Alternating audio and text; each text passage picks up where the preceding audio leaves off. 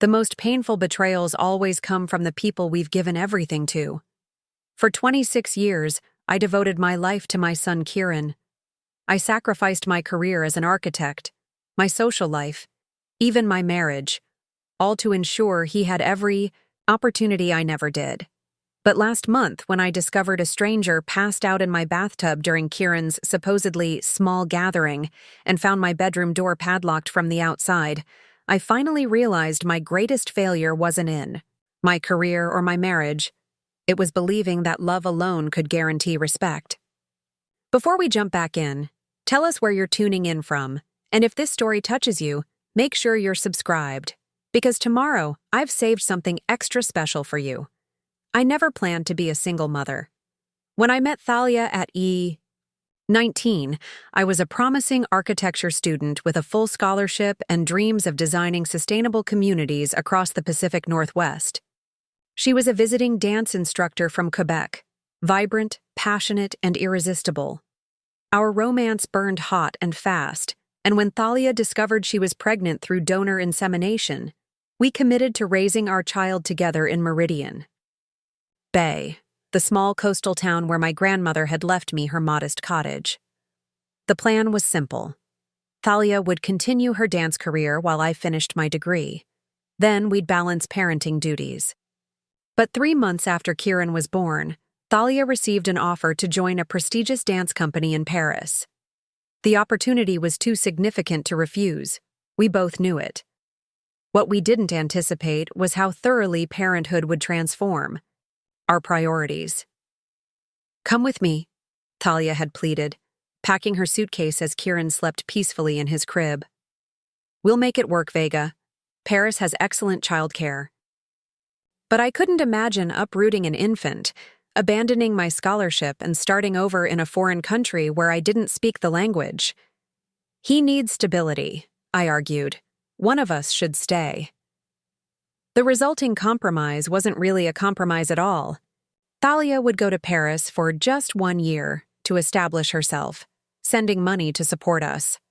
I would take a leave from my studies to care for Kieran, then resume once Thalia returned. She never came back.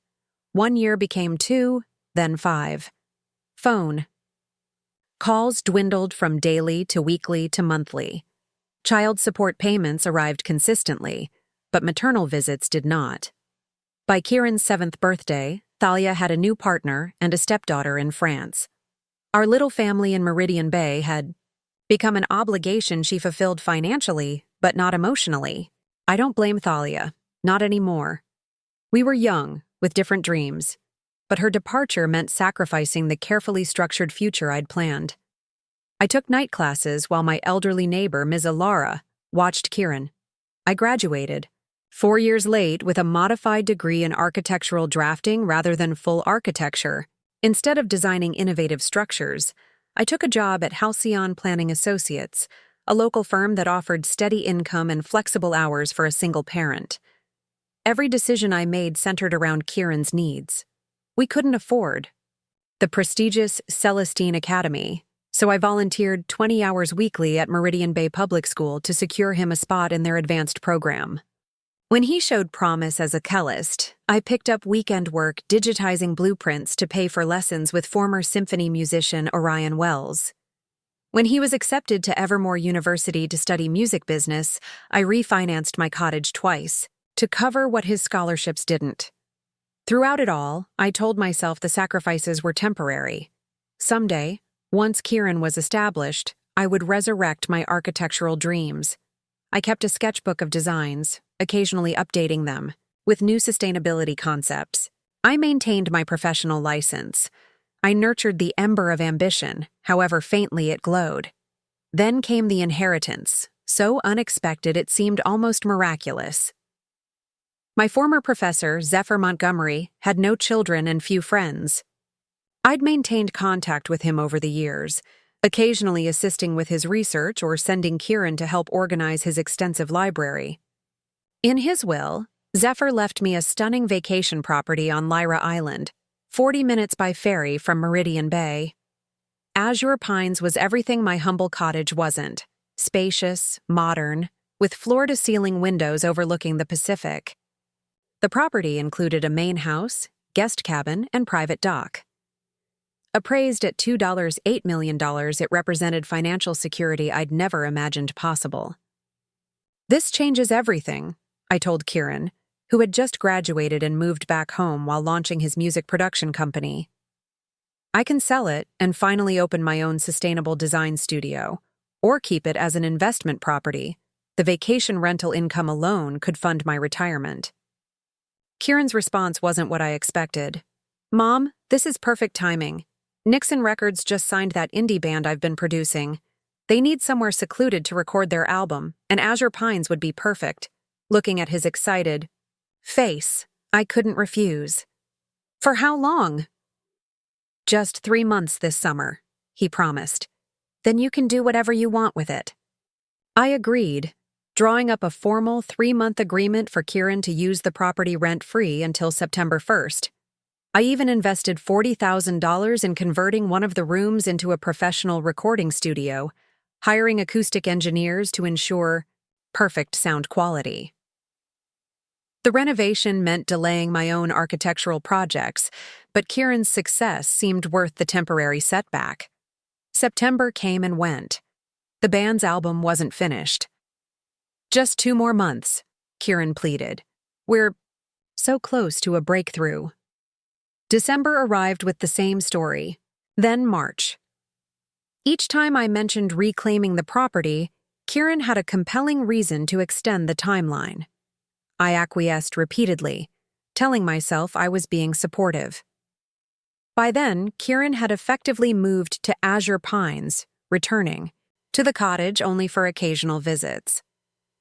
During one such visit, he brought Cassiopeia, his girlfriend of 6 months. With her sleek indigo hair and multiple graduate degrees in music theory, she embodied sophisticated artistry. Next to her, I felt dowdy and provincial in my drafting firm polo shirt. "The cottage is quaint," Cassiopeia observed, running a manicured finger along my weathered bookshelf. "So different from Azure Pines." "Mom prefers simple living," Kieran explained, as though my modest lifestyle was a quirky choice rather than economic necessity.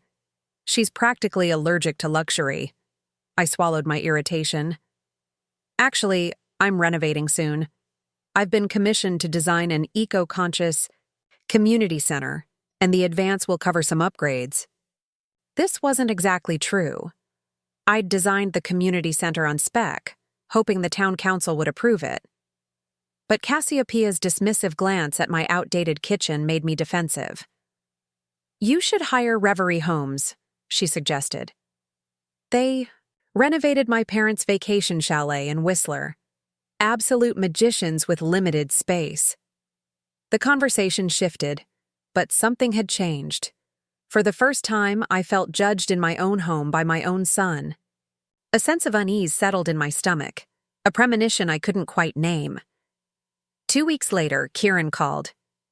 "Mom, I'm having some friends over this weekend at your cottage. Just a small gathering to celebrate the album finally dropping on streaming platforms." "My cottage? Don't you mean Azure Pines?"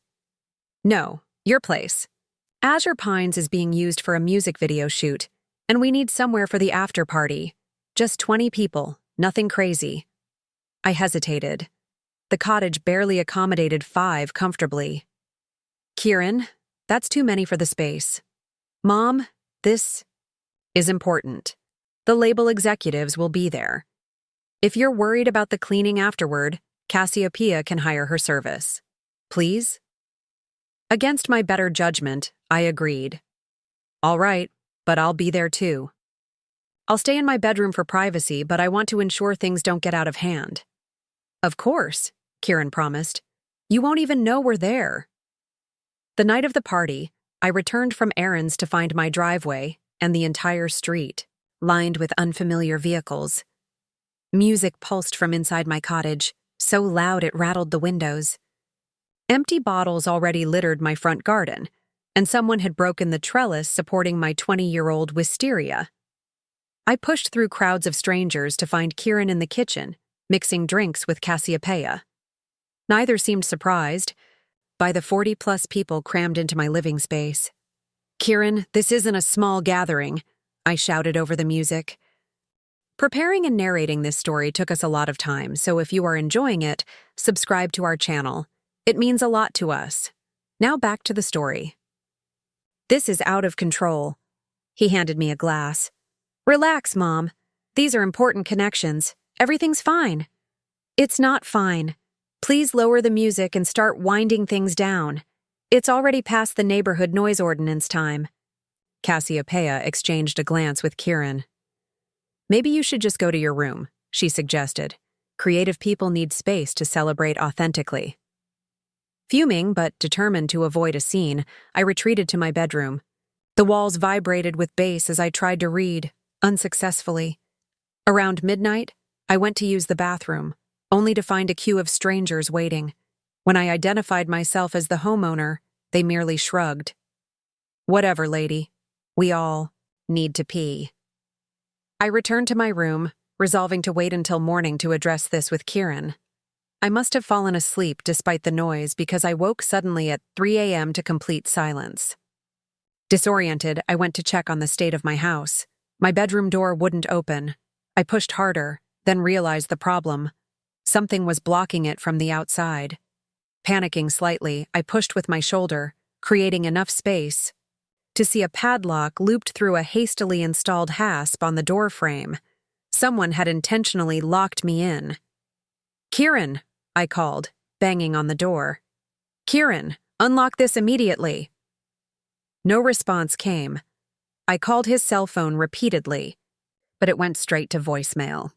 Using a metal nail file, I managed to unscrew the hasp from the inside, a painstaking process that took nearly an hour. When I finally escaped, I found my cottage in horrifying condition. Furniture was overturned. Sticky residue covered every surface. My grandmother's antique rug was stained beyond recognition.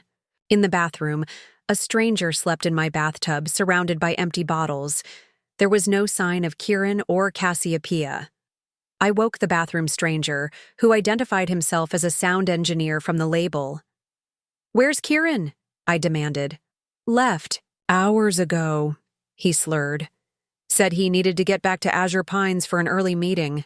Told everyone to just crash here." "And the lock on my door?" He shrugged. "Dunno. Cassiopeia mentioned something about keeping the noise from bothering you." Trembling with rage and betrayal, I ordered him out, then systematically roused and evicted every remaining party guest. Then I sat amidst the wreckage of my home and made a decision that would change everything. I spent all day cleaning, scrubbing, and repairing what I could. The damage was extensive: broken glassware, cigarette burns on my countertops, a cracked window, and what appeared to be deliberate knife gouges in my dining table. The financial cost would be significant, but the emotional toll was immeasurable. Kieran didn't call to check on me or apologize. When I finally reached him late that afternoon, his response left me speechless. "It wasn't that big a deal, Mom. Everyone had fun, networking happened, and Cassiopeia already sent a cleaning service." "A cleaning service?" "No one came, Kieran, and someone padlocked my bedroom door from the outside. Do you understand how dangerous that was? What if there had been a fire?" "Oh, that was Cassiopeia's idea. You said you wanted privacy, so she figured it would block the noise better. Pretty clever, actually." "Clever? It was imprisonment, and there were over 40 people here, not 20. My home is destroyed." He sighed, the familiar sound of a son who thinks his mother is overreacting. "Look, I'll Venmo you for repairs. But honestly, your cottage has needed updating forever. Maybe this is an opportunity to finally renovate." I closed my eyes, struggling to maintain composure. "Kieran, I need you to understand the seriousness of what happened. I was locked in my room against my will. Strangers destroyed my property." "It's not like we planned that," he countered. "Things just got a little wild. It happens." "And where were you when things got wild? Why didn't you stay to manage?" "The situation? Cassiopeia wasn't feeling well, so we went back to Azure Pines. I'm sorry the cleaning service didn't show, but I'll handle it. I promise. We ended the call with nothing resolved. The next day, Kieran sent $500 via Venmo with the message for cleaning. The actual damages exceeded $7,000. Still, I might have eventually forgiven this incident if it had remained isolated. But 3 days later, my neighbor Ms. Alara called me at work. Vega, there's a moving truck outside your cottage. Are you relocating?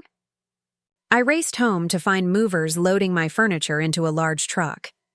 Cassiopeia stood in my driveway, directing them with clipboard in hand. What's happening? I demanded, blocking the path of a mover carrying my grandmother's secretary desk. Cassiopeia appeared genuinely surprised to see me. Kieran said you agreed to store your old furniture during the renovation, she explained. We've arranged for everything to go to a climate-controlled facility while Reverie Homes updates the EUZ cottage. I never agreed to any renovation, I said, my voice dangerously quiet. Put everything back. Now. But the contractors are arriving tomorrow. We've already paid the deposit. She showed me her phone, displaying a contract with Reverie Homes. For a complete cottage renovation. $120,000 worth of work I'd never authorized. Where is Kieran?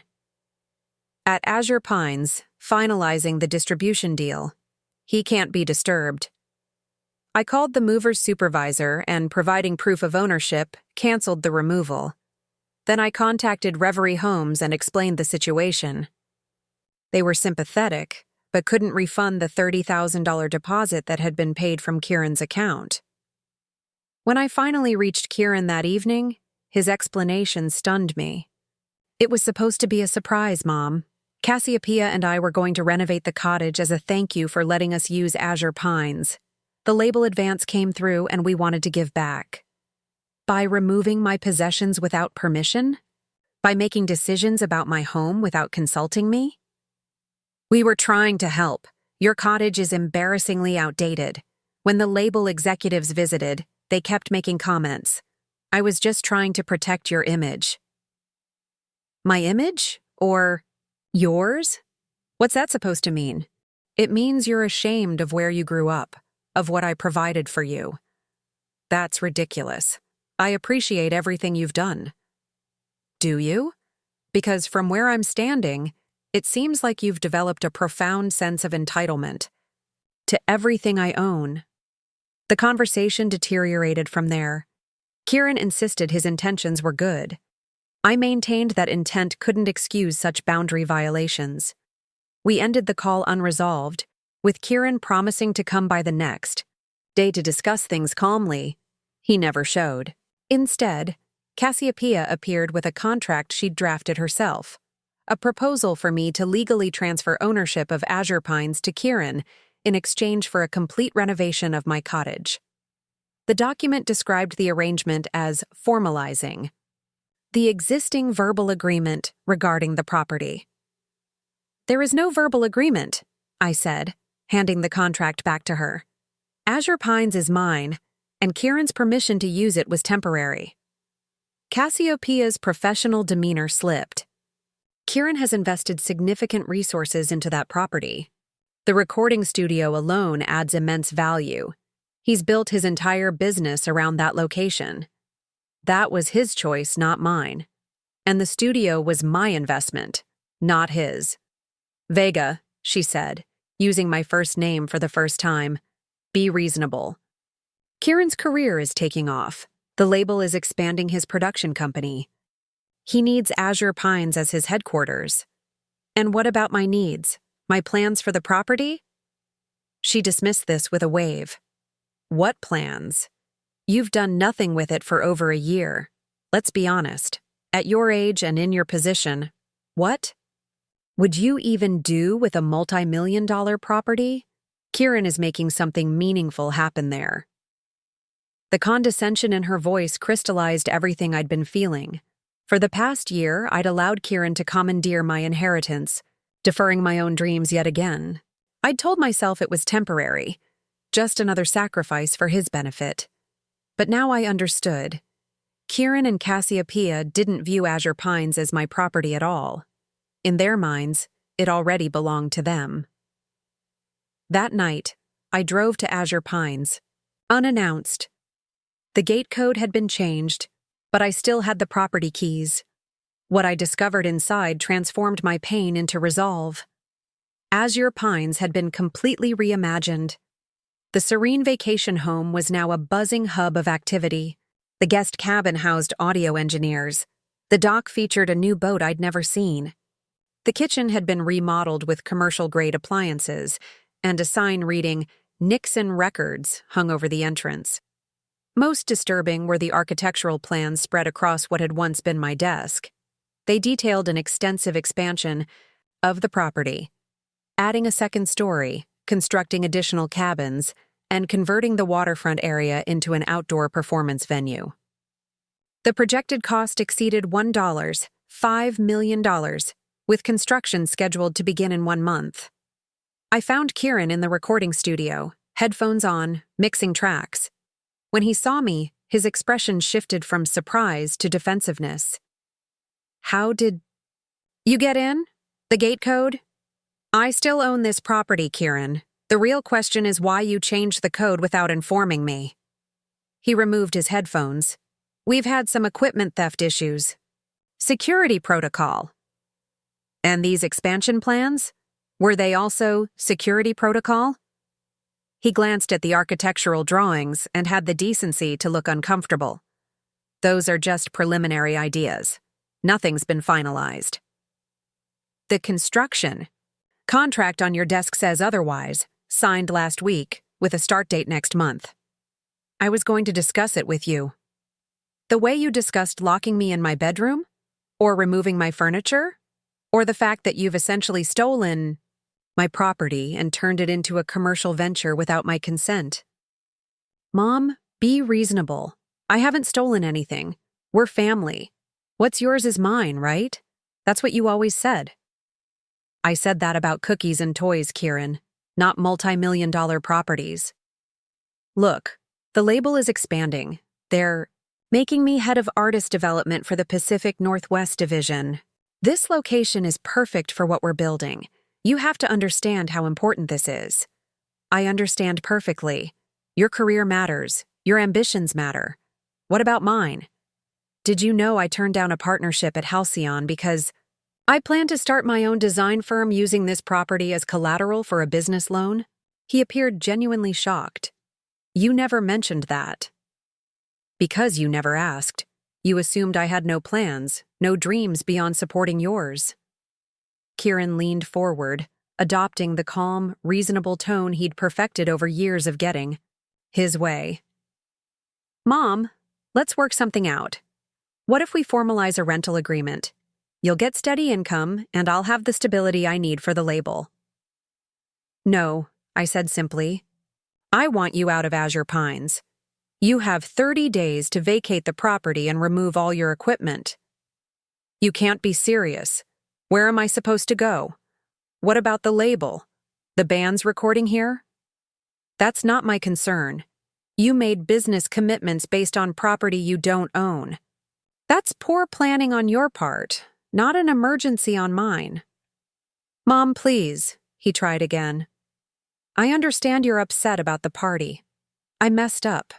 But don't punish my entire career over one mistake."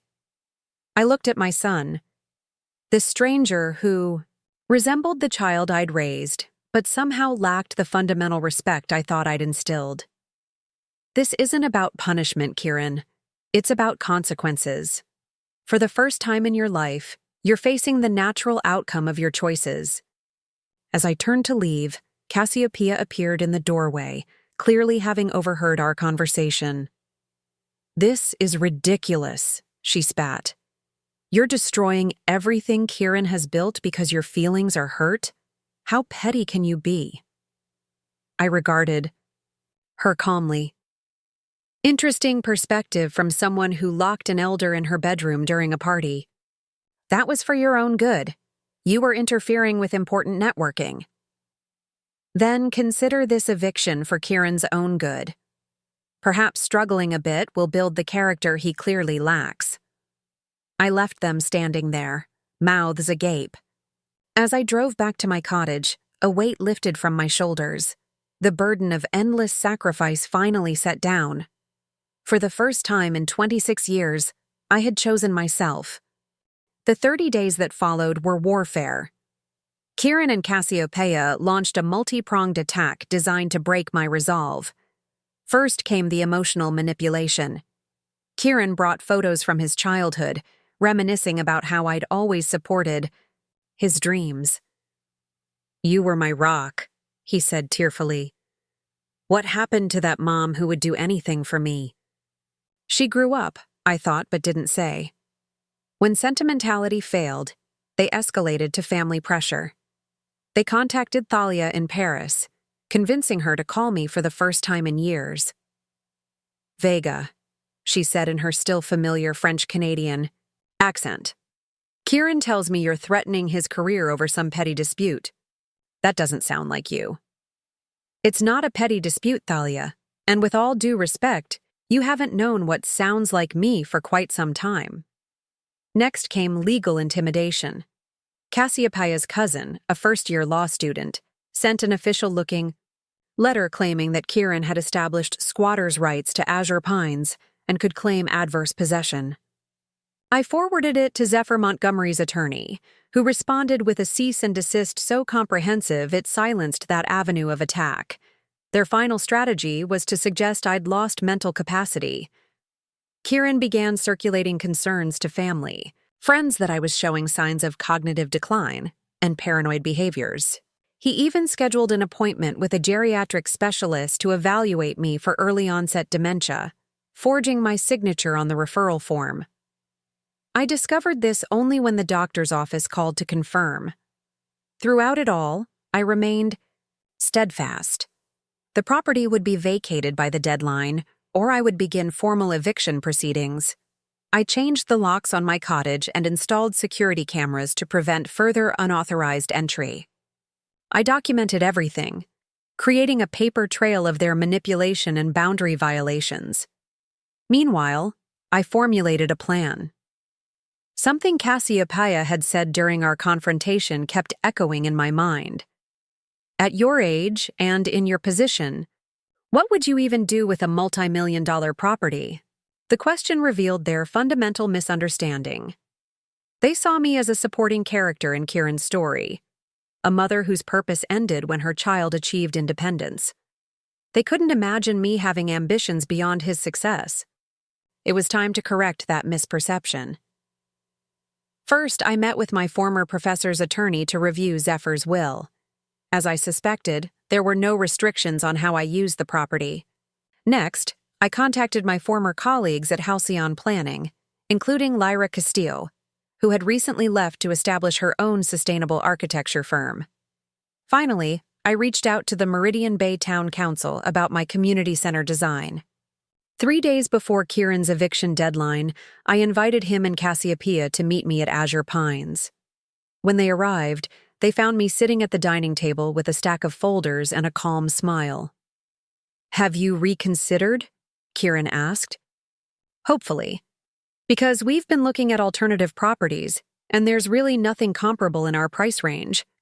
I've made my decision," I confirmed. "But I wanted to share my plans for Azure Pines before you depart." I opened the first folder, revealing architectural drawings of a dramatically reimagined property. Azure Pines will become the headquarters of Montgomery Najara Sustainable Design, a joint venture between myself and Lyra Castile of Halcyon Planning. We're specializing in eco-conscious community spaces and affordable green housing. Their expressions shifted from confusion to disbelief as I continued. The main house will serve as our design studio. The guest cabin will become a showcase for innovative sustainable building materials. And yes, we're keeping the recording studio, not for commercial use, but to document the environmental sounds of the island for incorporation into our biophilic design principles. I opened the second folder.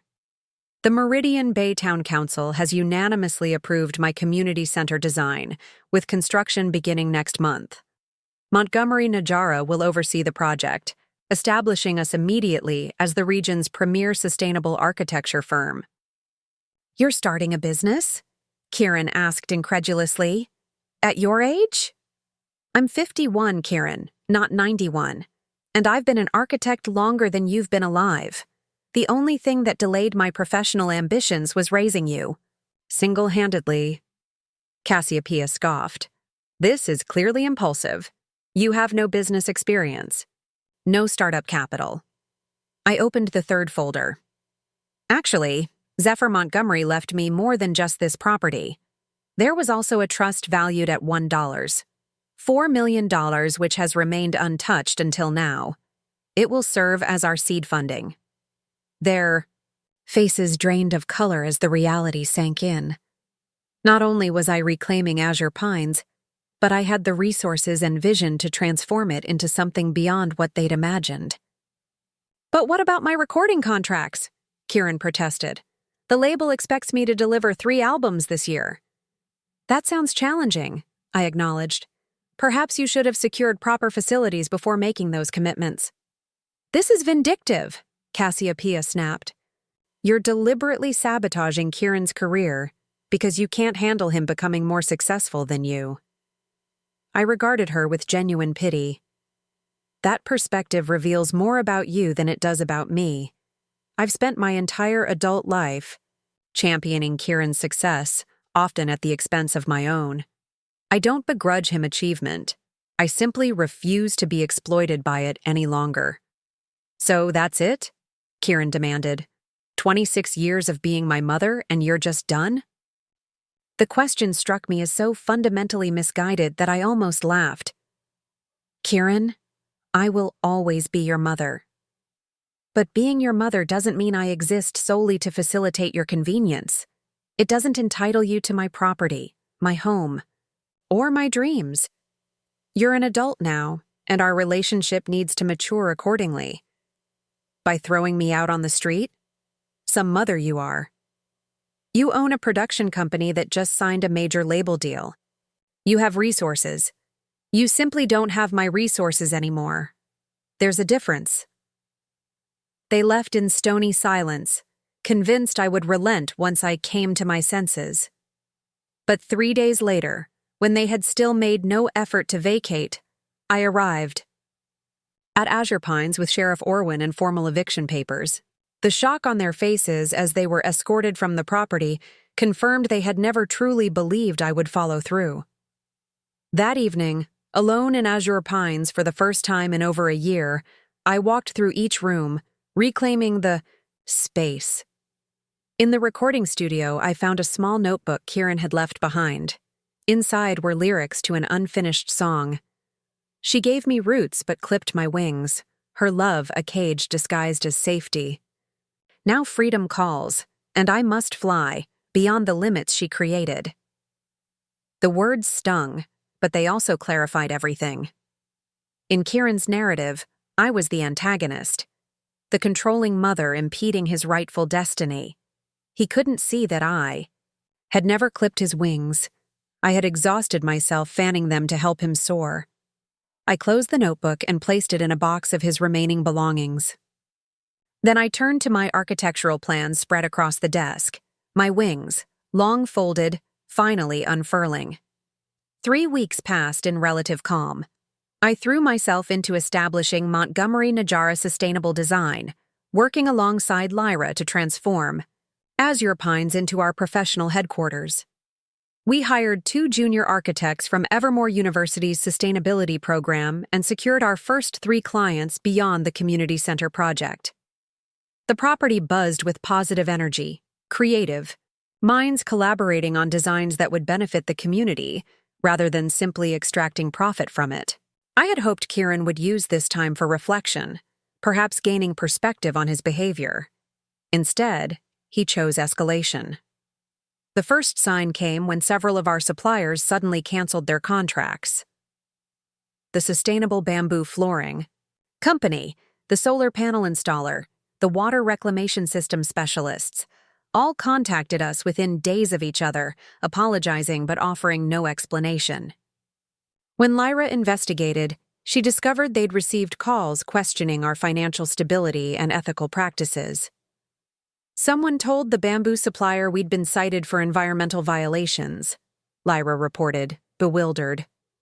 The solar company was warned we were 3 months from bankruptcy. I knew immediately. It's Kieran. My certainty stemmed not from maternal instinct, but from pattern recognition. Throughout his adolescence, Kieran had responded to boundaries with indirect sabotage rather than direct confrontation. When his high school orchestra director gave another student the first chair position, anonymous complaints about the director's teaching methods flooded the administration. When a girlfriend ended their relationship, rumors about her mysteriously circulated until she transferred schools. He operated through proxies, maintaining plausible deniability while executing precise revenge. This campaign against Montgomery Najara carried his signature. The suppliers who canceled were specifically those I'd mentioned during our final meeting at Azure Pines. The alleged environmental violations referenced details only someone familiar with the property would know. Should we contact him? Lyra asked, concerned by my expression. No, I replied firmly.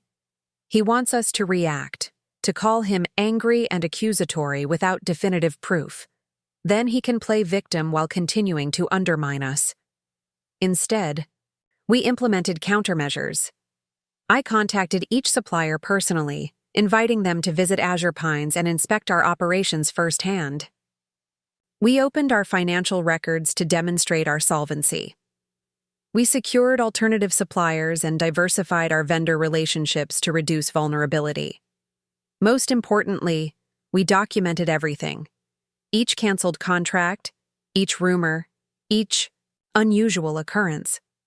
I had learned from raising Kieran that confronting his manipulations required irrefutable evidence. The supplier sabotage was merely the opening salvo. Next came a more public attack.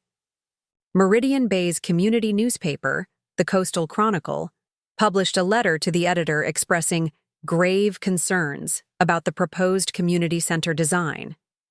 The author, identifying himself only as a concerned environmental advocate, claimed our plans would disturb sensitive wetlands and endanger local wildlife.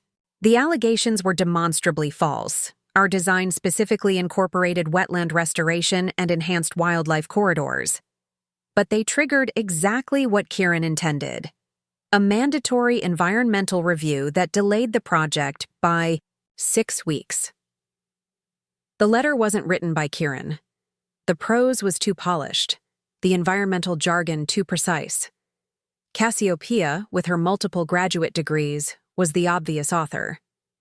But the strategy, creating public obstacles while remaining personally uninvolved, was pure Kieran. The delay threatened our fledgling firm. The community center was supposed to establish our reputation and generate positive publicity. Prospective clients were already hesitant to commit to a new company. This additional uncertainty risked our entire operation. Lyra wanted to fight back through the media, publish our own rebuttal, highlight the anonymous nature of the attacks. I counseled patience. Responding publicly is exactly what they want. It makes the controversy bigger and associates our name with environmental concerns, however unfounded. Instead, we invited the town council and environmental officials to an open house at Azure Pines. We presented our complete plans, including the wetland restoration components that had been conveniently omitted from the letter. We engaged community members directly, addressing their questions and incorporating their feedback. The strategy worked. The environmental review not only cleared our design but commended its conservation elements. The project timeline was updated, and construction would proceed with minimal delay. I thought our professional response might demonstrate to Kieran the futility of his campaign. Perhaps seeing his tactics fail would motivate him to move forward productively with his own endeavors. I underestimated his determination. On a Tuesday morning, I arrived at Azure Pines to find a strange car in the driveway, a sleek black sedan with government plates. Inside, A woman in a crisp suit was speaking with Lyra, whose expression blended confusion and alarm. "Ms. Najara," the woman said, turning to me with professional detachment. "I'm investigator Ria Moreno with the Financial Crimes Division. We've received a complaint regarding potential trust fund misappropriation and tax evasion connected to this property." My stomach dropped, but I maintained my composure. "That's concerning. How can I help with your investigation?" "We'll need to review all financial records related to Professor Montgomery's trust, the property transfer, and your new business formation. We're particularly interested in any commingling of personal and business funds." I invited Investigator Moreno to my office, where I provided complete access to our financial records, the trust documents, property transfer, business formation papers, tax filings. Everything was meticulously organized and transparently managed. After 3 hours of thorough examination, Moreno closed her laptop with a sigh. "Ms. Nahara, I'll be direct. The complaint we received was extremely detailed, alleging multiple financial improprieties. However, your records are impeccable. There's no evidence of any wrongdoing. May I ask who filed the complaint?" "That information is confidential," she replied automatically, then hesitated. "However, given the nature of this situation, I will tell you the complaint came from someone claiming to be the rightful beneficiary of Professor Montgomery's estate, a nephew who was allegedly disinherited." I couldn't help but laugh. Professor Montgomery had no family, no siblings, no nieces or nephews. That was common knowledge among his colleagues. Investigator Moreno nodded. "We've already confirmed that, which raises questions about the complainant's identity and motives." "I believe my son may be responsible," I admitted. "We're currently involved in a personal dispute over this property." She studied me for a moment. "Filing a false report to a financial crimes unit is itself a criminal offense. If your son is indeed responsible, he's overplayed his hand significantly." After Moreno left, I sat at my desk, mentally exhausted. Kieran had escalated from annoying sabotage to potentially criminal action. The realization chilled me. How far was he willing to go? That evening, I received a text message from an unknown number. "Ready to negotiate yet? This only gets worse." I didn't respond. Instead, I called Sheriff Orwin, forwarded the message, and formally documented the escalating pattern of harassment. I also contacted Zephyr's attorney to alert him to the false claims regarding the inheritance. The next morning, Lyra arrived at Azure Pines ashen-faced. "Have you checked social media today?" I hadn't. Opening the local community forum, I discovered dozens of posts about Montgomery Najara sustainable design, all negative. Some claimed we had failed building inspections. Others alleged we were using substandard materials. Most disturbing were accusations that we were exploiting junior architects with unpaid internships and unsafe working conditions. The posts came from various accounts, but the language was consistent, precise, articulate, with just enough architectural terminology to seem credible to laypeople. Again, Cassiopeia's influence was evident. What truly unsettled me was the coordinated nature of the attack. This wasn't spontaneous community concern. It was an orchestrated campaign designed to destroy our professional reputation before we'd completed a single project. "We need to respond," Lyra insisted, scrolling through comment after comment. "This could ruin us before we even launch." I agreed, but maintained that our response must be strategic rather than reactive. They want us defensive and emotional. We'll be neither. Instead of engaging with individual accusations online, we accelerated our community involvement. We hosted an architecture workshop for local high school students. We volunteered design services for the town's playground renovation. We created virtual tours of our in-progress projects, highlighting our materials, safety protocols, and fair employment practices. Most effectively, we invited local media to profile our junior architects, giving them a platform to share their experiences directly. Their genuine enthusiasm and professional growth contradicted the exploitation narrative Kieran and Cassiopeia had fabricated. The community's response was heartening. Support flooded in from unexpected quarters, former colleagues at Halcyon, Meridian Bay business owners, even Ms. Alara, who organized a neighborhood petition backing our firm. The negative posts were overwhelmed by positive testimonials, and several forum moderators removed the most defamatory content. I allowed myself to believe the worst had passed. Kieran's tactics had failed repeatedly, and surely he would eventually accept defeat and redirect his energy toward rebuilding his own career. Then came the fire. I was awakened at 2:17 a.m. by my phone's emergency alert. Azure Pine's security system had detected smoke in the guest cabin, the building we'd converted to showcase sustainable materials. I called 911 while driving frantically to the property, arriving just as the first fire trucks pulled up. The cabin was fully engulfed, flames licking skyward in the coastal darkness. Firefighters worked methodically to contain the blaze, preventing it from spreading to the main house or the surrounding forest. By dawn, the cabin was reduced to charred timber and ash, but the remainder of the property was intact. Fire Inspector Altair arrived late morning to investigate the cause. His preliminary findings were unambiguous. This was deliberately set, he stated, indicating burn patterns consistent with accelerant use. Multiple ignition points, disabled sprinkler system. Someone wanted this building destroyed. I stood among the ruins, breathing in the acrid scent of burned dreams. The cabin had housed our most innovative materials and concepts, the physical manifestation of our design philosophy. Its destruction was not just financially damaging but symbolically devastating. "Do you have security cameras?" Inspector Altair asked. "Yes, but they were disabled shortly before the fire started." "Professional job," he noted grimly. "Any idea who might want to target your business specifically?" I hesitated. Despite everything, accusing my own son of arson felt like crossing a threshold from which there would be no return. "I have some theories," I said carefully, "but I'd prefer to review the evidence before making accusations." Later that day, Sheriff Orwin called with unsettling news. "We found something you should see." At the sheriff's office, he played security footage from a gas station 2 miles from Azure Pines.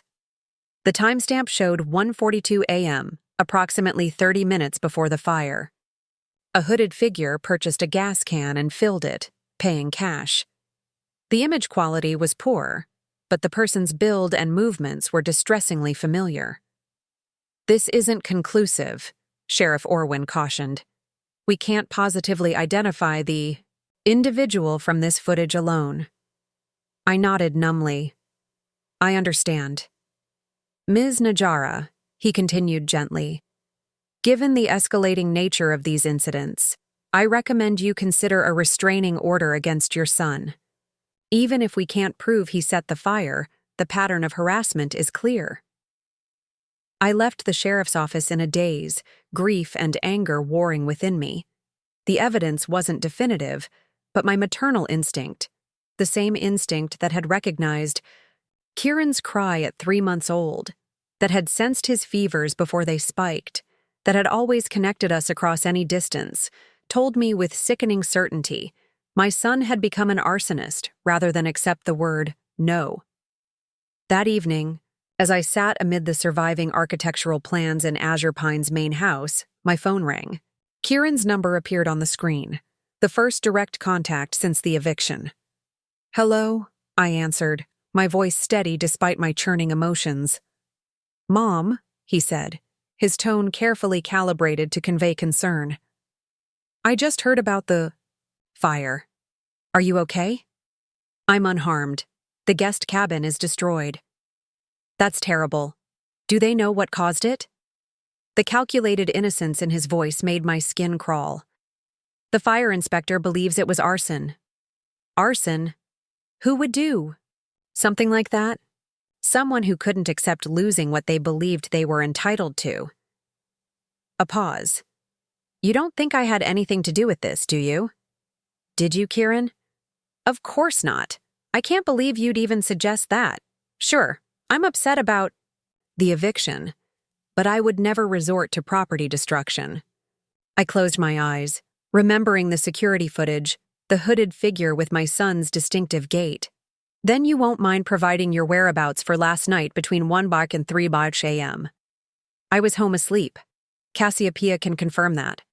Cassiopeia lives with you now? She moved in last week. We're renting a place in Crescent Harbor until we find something more suitable for the recording studio.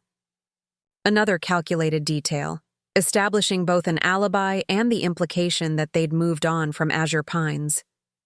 Mom, Kieran continued, his voice softening to the tone he'd used since childhood when trying to manipulate me. I know things have been difficult between us, but I've been thinking about what you said, about respecting boundaries and acting like an adult. I realize now I handled everything badly. Is that so? Yes. The party, the renovation plans, Azure Pines, I should have communicated better. I was just so excited about the label deal that I got carried away.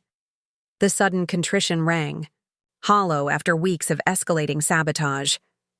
What exactly are you saying, Kieran? I'm saying I'm sorry, and I'm asking if we can talk, really talk. Maybe over dinner this weekend? Just you and me like old times.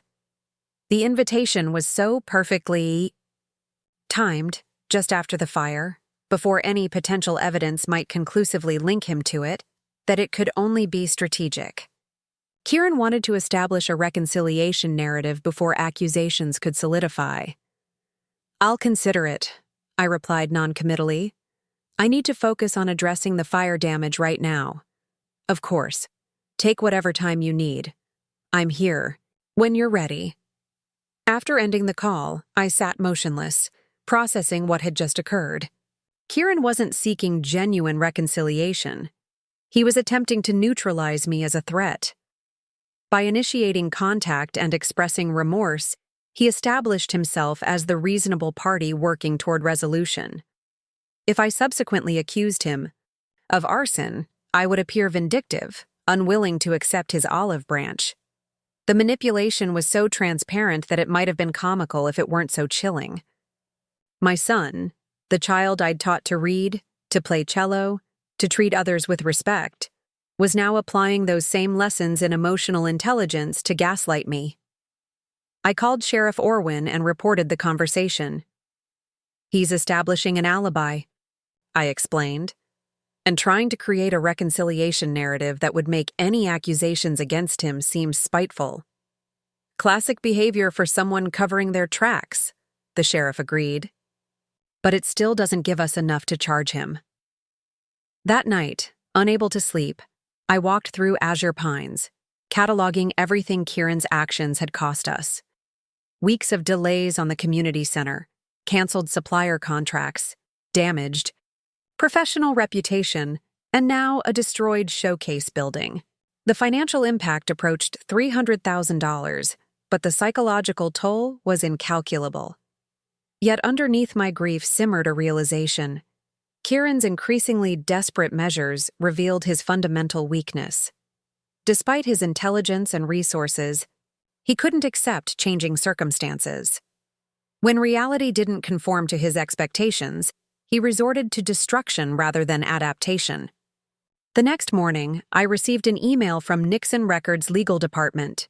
The subject line read simply, "Settlement Proposal." The message was coldly professional. In light of ongoing disputes regarding the Azure Pines property and related business interests, Nixon Records proposes the following settlement. Montgomery Najara Sustainable Design will grant Nixon Records a 5-year lease for the Azure Pines property at market rate. In exchange, all claims regarding property rights, business interference, and related matters will be permanently resolved. Attached was a formal lease agreement prepared by the label's attorneys. The terms were surprisingly reasonable, fair, market rent, clear usage parameters, restoration requirements upon lease termination, Under different circumstances, it might have represented an acceptable compromise, but the timing was unignorable. Days after suspected arson, weeks after systematic sabotage, the label suddenly offered legitimate business terms. The message was implicit: accept this arrangement, or the unofficial campaign against Montgomery Najara would continue. I forwarded the email to our attorney, who responded within hours. This is a textbook example of negotiating under duress. They're essentially offering to stop harming your business if you give them what they want. I strongly advise against engaging with this proposal. I agreed, but recognized an opportunity within the situation. Kieran and the label had finally shown their hand. They were willing to negotiate through official channels. This shifted the dynamic from shadowy sabotage to documented communication. After consulting with Lyra and our legal team, I crafted a response. Montgomery Najara Sustainable Design appreciates Nixon Records' interest in Azure Pines. However, given recent events, including suspected arson at the property, we cannot entertain lease proposals at this time. Should the ongoing criminal investigation connect any Nixon Records personnel to unlawful activities targeting our business, both civil and criminal consequences would naturally follow. The message walked a careful line, acknowledging the proposal without directly accusing anyone, while clearly establishing awareness of the broader context. I copied Sheriff Orwin and our insurance company's fraud division on the response, ensuring multiple parties were now officially aware of the situation. The reaction was immediate. Within hours, Nixon Records CEO, Indigo Blackwood, contacted me directly, not through legal channels but through a personal phone call. Ms. Najara, she began without preamble, I've just been briefed on a situation involving one of our producers and your property. I want to assure you that any actions taken by Kieran Chen were without the knowledge or approval of Nixon Records. I appreciate that clarification, I replied carefully. However, the label's lease proposal arrived suspiciously soon after a series of escalating incidents targeting our business. That proposal has been withdrawn, she stated firmly. And I want to be absolutely clear. Nixon Records does not condone criminal activity or business sabotage under any circumstances. We're conducting an internal investigation regarding Kieran's behavior and will cooperate fully with law enforcement. The conversation continued for 20 minutes, with Indigo repeatedly distancing the label from Kieran's actions. She revealed that Cassiopeia had represented herself to the label as Azure Pines property manager, authorized to negotiate usage terms. Several executives had made business decisions based on this misrepresentation, creating significant liability for the company. I understand your reluctance to involve the authorities directly, Indigo said, her tone suggesting she recognized the maternal instinct to protect one's child. But if criminal activity occurred, Nixon cannot shield Kieran from those consequences. After ending the call, I sat in silence, processing the implications. The label was cutting ties with Kieran, prioritizing corporate self-preservation over loyalty to a promising but problematic producer. His carefully constructed professional facade was crumbling. Later that afternoon, Sheriff Orwin called with an update. We've received security footage from a hardware store in Crescent Harbor. The same individual from the gas station purchased bolt cutters, wire cutters, and gloves 3 hours before the fire. The cashier remembers them because they paid cash for a substantial purchase. Is the image quality better? Somewhat. Still not definitive for identification, but combined with the gas station footage, we're building a timeline and physical description that matches your son. I closed my eyes, a wave of nausea washing over me. What happens now? We're preparing to bring him in for questioning. Given the circumstances, I wanted to give you advance notice. The conversation I'd been dreading had arrived. I had to decide whether to protect my son from consequences or allow justice to proceed. For 26 years, maternal instinct had driven me to shield Kieran from hardship. Now that same instinct whispered an uncomfortable truth. True protection sometimes meant allowing natural consequences to unfold. "I understand," I told Sheriff Orwin. "Please proceed as you would in any case. I won't interfere with your investigation." That evening, I sat alone on Azure Pines' deck, watching darkness settle over the water. The security system was armed, cameras restored, and additional measures installed. I had done everything possible to protect the property physically, but emotional fortification proved more challenging. My phone chimed with a text message from Kieran. "We need to talk immediately. Things are spiraling out of control." I didn't respond. Minutes later, another message arrived. "The label is threatening to drop me. They're saying you've accused me of arson. What did you tell them?" Again, I remained silent. A third message followed. "I'm coming to Azure Pines tonight. We have to resolve this face-to-face." This message demanded action. I forwarded it to Sheriff Orwin, who responded immediately. "Do not engage. We've dispatched a patrol to Azure Pines and are attempting to locate Kieran now." I activated the property's lockdown protocol, a security measure I'd installed after the fire. Gates secured, additional floodlights activated, silent alarm connected directly to the sheriff's department. Then I waited, tension coiling through my body like a physical presence. At 10:43 p.m., the security system alerted me to movement at the property's perimeter. The camera feed showed a figure approaching the rear access road, avoiding the main gate. Despite the darkness, I recognized Kieran's distinctive silhouette. He carried something in his right hand, long and cylindrical. Before I could process what I was seeing, sheriff's deputies emerged from concealed positions. Their flashlights illuminated Kieran completely, revealing what he carried, a metal pipe wrapped in cloth. Whether it was intended as a breaking tool or a weapon remained unclear, but its presence eliminated any lingering doubt about his intentions. I watched through the security feed as deputies handcuffed my son and read him his rights. His face, when caught in the flashlight beams, registered shock rather than guilt, the expression of someone who believed themselves untouchable, suddenly confronting consequences. As they led him to the patrol car, Kieran looked directly toward the house, toward me, though he couldn't see me through the darkened windows. His expression transformed from shock to a cold, calculating hatred that momentarily stole my breath. In that gaze, I saw a stranger wearing my son's face, someone capable of destruction I'd never imagined possible from the child I raised. Sheriff Orwin arrived 20 minutes later to take my statement. He confirmed they had found accelerant residue on the cloth wrapped around the pipe, establishing clear intent. "We'll conduct a full investigation," he assured me. "But with this evidence, plus the hardware store and gas station footage, we have probable cause for charges related to both tonight's incident and the previous fire." When he left, I remained at the window, staring at the now empty space where Kieran had stood. The magnitude of what had transpired settled over me like a physical weight. My son would face criminal charges. His career with the label was effectively over. The careful life I had helped him build had collapsed entirely. Yet beneath my grief lay a strange, unexpected calm, the tranquility of absolute clarity.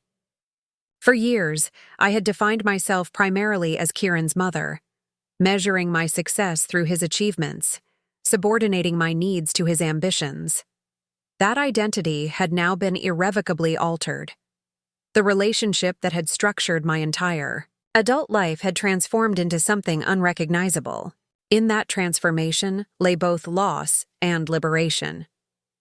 I could never reclaim the simple maternal bond we once shared, but neither would I remain tethered to endless sacrifice.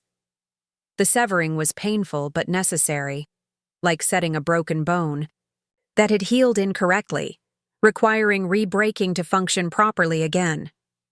As dawn broke over azure pines, painting the water in gentle pinks and golds, I made a decision that would define the next chapter of my life. I would neither abandon Kieran completely nor sacrifice myself to rescue him. I would maintain appropriate boundaries while allowing natural consequences to unfold. Most importantly, I would continue building the life and career I had deferred for decades. The path ahead would be challenging. Legal proceedings, property restoration, professional rebuilding, each represented a mountain to climb. But for the first time in 26 years, I would climb for myself. The criminal justice system moves with deliberate slowness. Kieran's case progressed through carefully delineated stages: arraignment, preliminary hearings, plea negotiations, each a separate emotional hurdle. Throughout the process, I maintained appropriate distance, attending necessary proceedings, but resisting Cassiopeia's increasingly desperate attempts to involve me in his defense. "You're his mother," she insisted during an unexpected visit to Montgomery Najara's temporary office. We'd relocated to a rented space in downtown Meridian Bay while Azure Pines underwent restoration. "How can you just sit back while they destroy his life?" I looked up from the community center blueprints, studying her carefully. The polished confidence that had once defined her had deteriorated, replaced by a frantic energy that suggested sleepless nights and constant anxiety. "Kieran attempted to destroy my life," I replied evenly. "Actions have consequences." It wasn't like that. He was desperate. The label was pressuring him for results, threatening to drop him if he couldn't deliver the albums on schedule. Without Azure Pines, everything he'd built was at risk. Then he should have negotiated professionally instead of resorting to sabotage and intimidation. Her composure fractured completely. "You don't understand what you've done. His entire career is ruined!" The label terminated his contract. The studio musicians won't work with him. His industry reputation is destroyed. All because you couldn't share a property you weren't even using properly. The accusation was so fundamentally backwards that I almost laughed. "Cassiopeia, Kieran's career wasn't ruined because I reclaimed my own property. It was ruined because he committed arson rather than accept boundaries. He made one mistake. One? The party destruction, locked bedroom, unauthorized furniture removal, attempting identity theft against a deceased professor, filing false financial crime reports, orchestrating a defamation campaign, and finally, arson.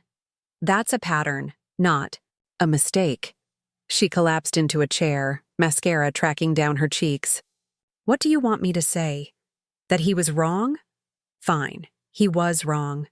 But the punishment doesn't fit the crime.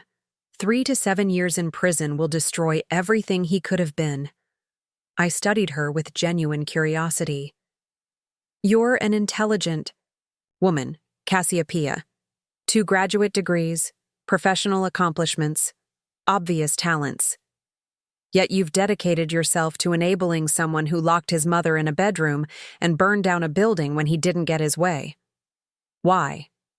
She looked, startled, as though the question had never occurred to her. "Because I love him, and because he's brilliant. You've never really understood his vision, his ability to hear possibilities in music that others miss. What he creates is extraordinary." "I'm sure that's true.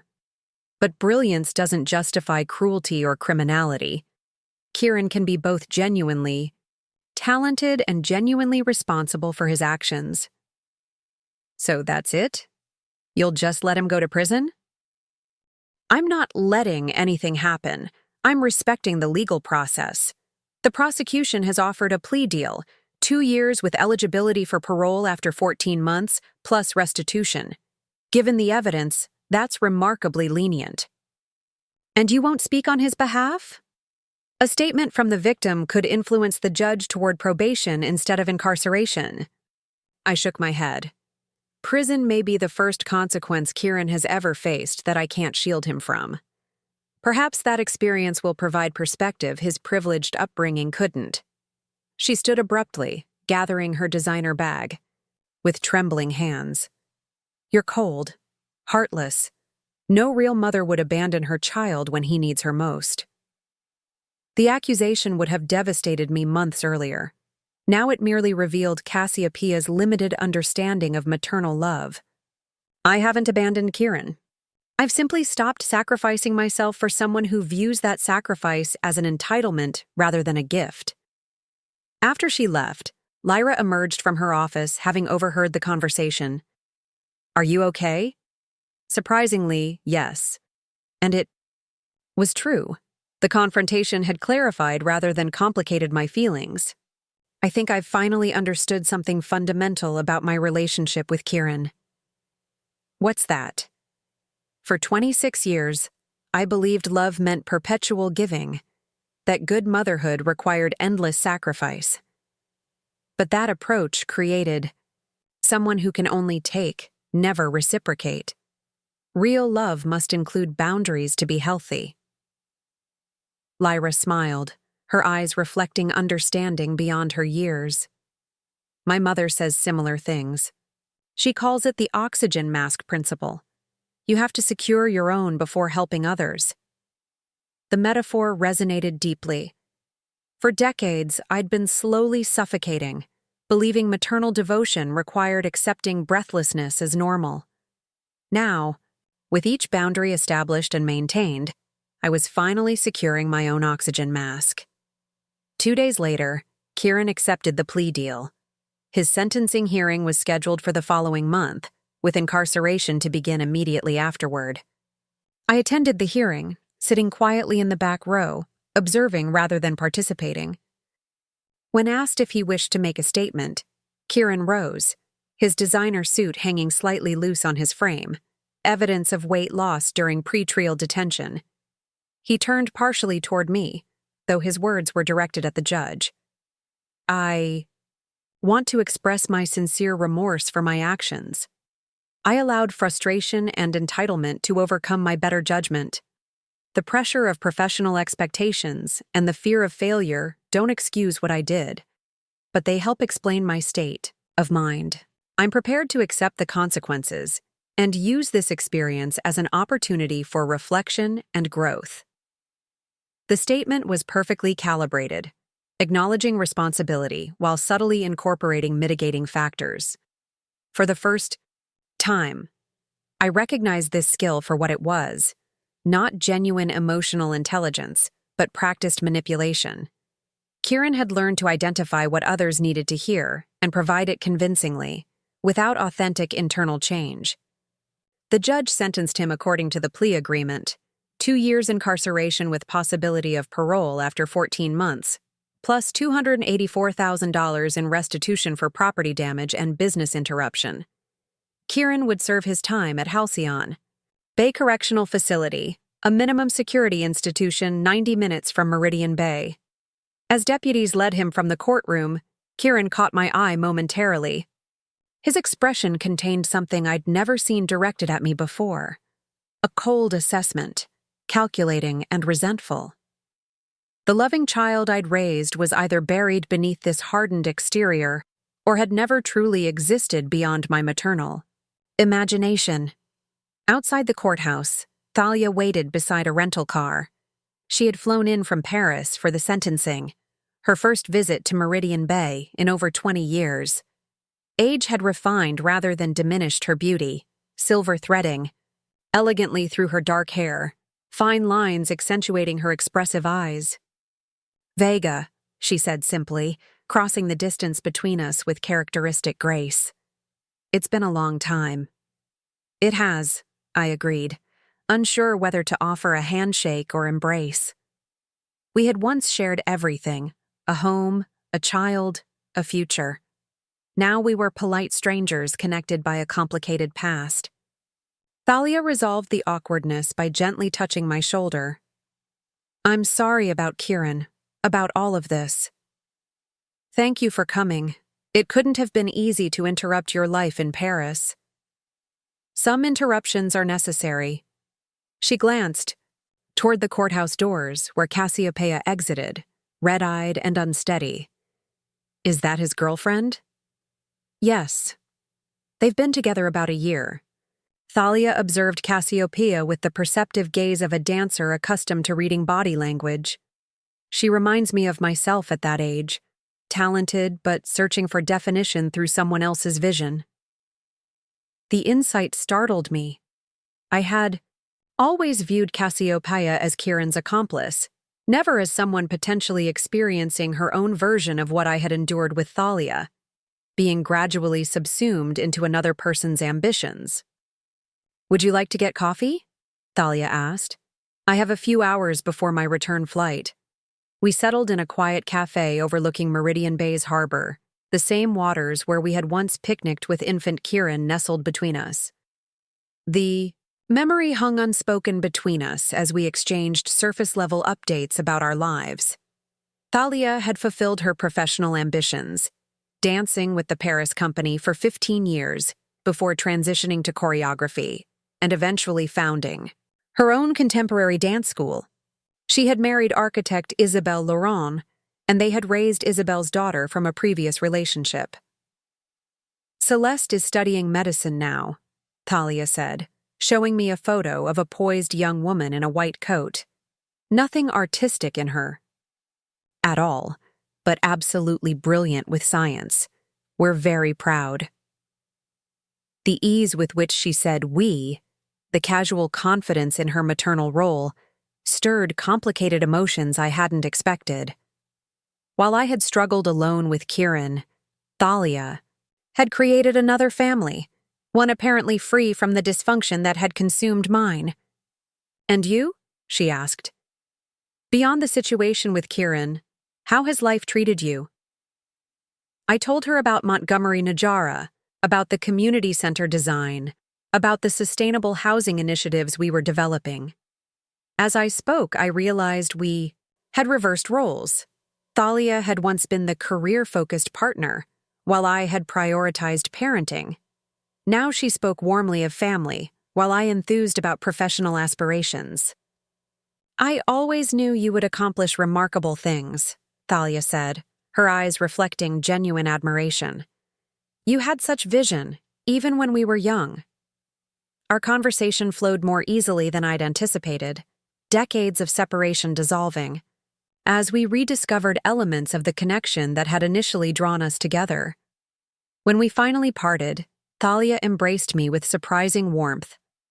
"I've carried guilt for years," she admitted quietly, "leaving you alone with an infant, pursuing my dreams while you deferred yours."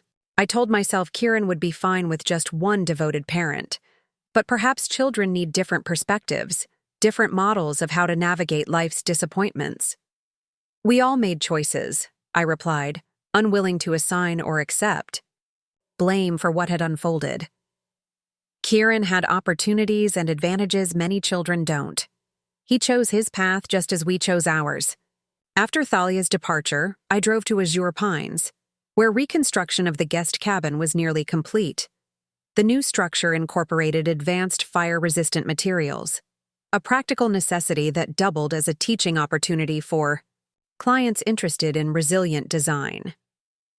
Standing amid the rebuilt framework, I felt a quiet certainty settle over me. The property had survived destruction and emerged stronger, more purposeful. Perhaps I would follow a similar trajectory.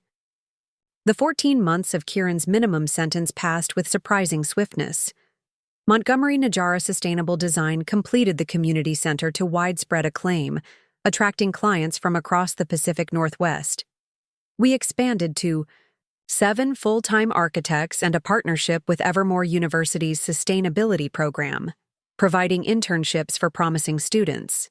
I maintained minimal contact with Kieran during his incarceration, accepting monthly phone calls but declining in-person visits.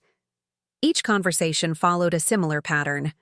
Kieran describing rehabilitation programs he'd joined, insights gained, changes promised. I listened attentively but withheld the one thing he truly sought: assurance that everything would return to normal upon his release. When the parole board approved his early release, Cassiopeia contacted me immediately. "He'll need somewhere to stay for the transition period," she explained. "My studio apartment isn't suitable for both of us long-term." "I understand," I replied carefully. "I've arranged for him to stay at the Halcyon View Apartments, the new sustainable housing complex we designed downtown. It's a 6-month lease, fully furnished with utilities included. You're not offering your cottage? Her tone suggested I was failing some fundamental maternal test. No. Kieran needs to establish independence and I need to maintain boundaries. The apartment provides a fresh start without the complications of our history. She began to protest, but I gently interrupted. Cassiopeia, I'm providing safe, comfortable housing without conditions. That's substantial support for someone rebuilding after incarceration. Most people in Kieran's position don't have that advantage. She reluctantly accepted the arrangement, though her expression suggested I'd fallen short of what she considered appropriate maternal sacrifice. On the day of Kieran's release, I met him outside the correctional facility. He emerged looking older, leaner, his former confidence replaced by a watchful wariness. When he saw me, his expression shifted briefly to surprise, then composed itself into careful neutrality. I wasn't sure you'd come, he said, adjusting the small bag containing his belongings. I said I would. We drove in silence for several minutes before he spoke again. Cassiopeia mentioned an apartment? Yes, in the Halcyon View complex downtown. It's close to public transportation and within walking distance of several businesses that participate in second chance employment programs. He nodded slowly. Not your cottage. No. And not Azure Pines. Definitely not. He stared out the window at the passing coastline. I had a lot of time to think in there, about what I did, about why I did it. I remained silent, allowing him space to continue without prompting. I convinced myself I was entitled to Azure Pines because I'd made it successful, that my vision for the property somehow created an ownership claim. But that wasn't really it. He hesitated. The truth is, I couldn't stand watching you prioritize yourself after a lifetime of putting me first. It felt like betrayal. The admission surprised me with its clarity. Why would my pursuing my own dreams feel like betrayal? Because it shattered the narrative I'd built, that your sacrifices were inevitable, that motherhood required that level of self-erasure. If you could suddenly reclaim your identity and ambitions at 51, it meant those sacrifices were choices, not obligations, and that made me responsible for their cost in a way I wasn't prepared to accept. We drove, in silence as I absorbed his words. For the first time, Kieran seemed to genuinely understand how his entitlement had developed, how my excessive self-sacrifice had created his expectation of endless accommodation. The therapist at Halcyon Bay called it inverted narcissism. He continued, I defined my worth through your sacrifices. The more you gave up for me, the more special I must be. When you stopped sacrificing, it threatened my entire identity. I pulled into the parking lot of Halcyon View Apartments, a modern 4-story complex featuring rooftop gardens and solar integration. This is where you'll be staying, I said, retrieving a key card from my purse. Apartment 317. He accepted. The card, studying the building with an architect's eye. You designed this? Yes. It's affordable housing with sustainable elements. Proving eco-conscious design doesn't require luxury pricing. It's beautiful, he said quietly. You've accomplished so much while I've been away. I helped him settle into the apartment, a modest but thoughtfully designed 1-bedroom with large windows and built-in storage. The refrigerator was stocked with basics, and a welcome packet detailed local resources for returning citizens. As I prepared to leave, Kieran asked the question that had clearly been weighing on him. What happens now? Between us, I mean. I considered my answer carefully. That depends on whether you're truly committed to changing the dynamics that led us here. I am. The person who did those things, who hurt you, who destroyed your property. I don't want to be him anymore. I hope that's true. But trust isn't rebuilt through words alone. How do I prove it?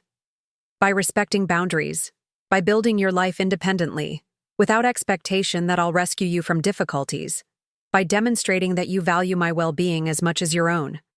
He nodded slowly, absorbing the magnitude of the challenge. And if I do all that? What then?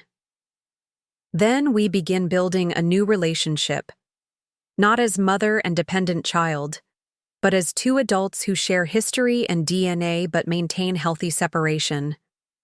I left him standing in the apartment doorway, his expression a complicated mixture of loss and possibility. As I drove back to Azure Pines, I felt neither triumph nor sadness, only the quiet certainty that I had finally established the boundaries necessary for both our healing. The months that followed brought gradual, cautious progress. Kieran secured entry-level work at a local recording studio, handling administrative tasks while rebuilding industry contacts. He attended therapy sessions twice weekly and participated in a restorative justice program. Most significantly, he maintained appropriate boundaries, calling occasionally but never making demands, accepting my limited availability without resentment. 6 months after his release, he invited me to coffee at a neutral location.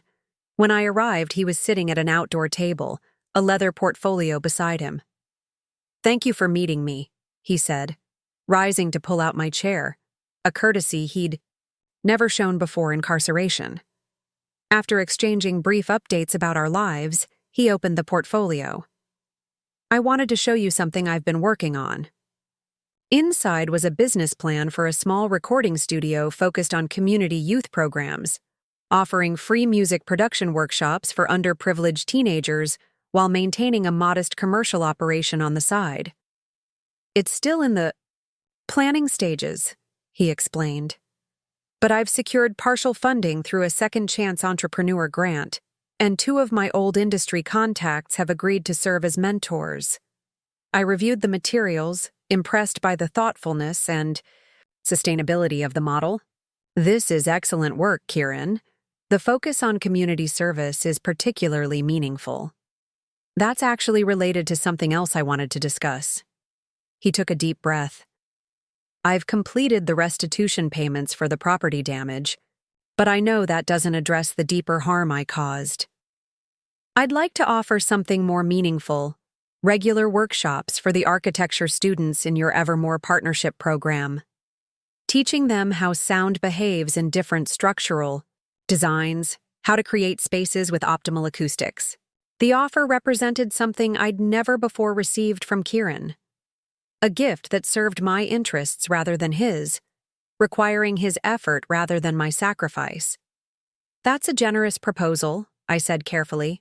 "The students would benefit tremendously from that expertise." "It's not generosity, it's accountability. What I took from you went beyond property. I took time, opportunity, peace of mind. I can never fully repay that debt, but I can at least contribute positively to what you're building now." We parted with a tentative plan for his first workshop the following month. As I watched him walk away, I realized something fundamental had shifted between us. The asymmetrical relationship of perpetual giving and taking had begun to balance, creating space for something healthier to potentially emerge. That evening, sitting on Azure Pines' deck as sunset painted the water in amber hues, I reflected on the journey of the past 2 years. From the moment Kieran locked my bedroom door during that chaotic party, through the escalating hostilities and legal consequences, to this tentative reconciliation, each phase had shaped not just our relationship, but my understanding of myself. The woman who had once defined her worth entirely through maternal sacrifice now pursued her own ambitions unapologetically. The architect whose dreams had been deferred for decades now created spaces that transformed communities. The mother who had enabled dependence through boundless giving now practiced the more difficult love of appropriate boundaries. I had lost something precious in the process: the simple, uncomplicated relationship I'd once imagined I shared with my son. But I had gained something equally valuable: authenticity. For the first time since 19-year-old Vega held newborn Kieran, I existed as a complete person, rather than merely as someone's mother. As darkness settled over Azure Pines, I gathered my architectural sketches and headed inside. Tomorrow would bring client meetings, design challenges, student mentoring, a life rich with purpose beyond parenting. Kieran's path remained his own to navigate, his choices his responsibility alone. I had finally learned the lesson I most needed to teach him. True love requires boundaries to flourish. In locking my bedroom door, Kieran had inadvertently opened another, one leading to freedom neither of us had recognized we needed. Up next, you've got 2 more standout stories right on your screen. If this one hit the mark, you won't want to pass these up. Just click and check them out.